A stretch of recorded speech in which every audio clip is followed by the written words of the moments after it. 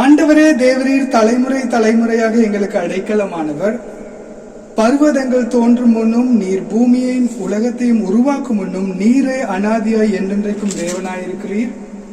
நாங்கள் ஞான இருதயமுள்ளவர்களாகும்படி எங்கள் நாட்களை என்னும் அறிவை எங்களுக்கு போதித்தருளும். நாங்கள் எங்கள் வாழ்நாள் எல்லாம் களி கூர்ந்து மகிழும்படி காலையிலே எங்களை உமது கிருபையால் திருப்தியாக்கும்.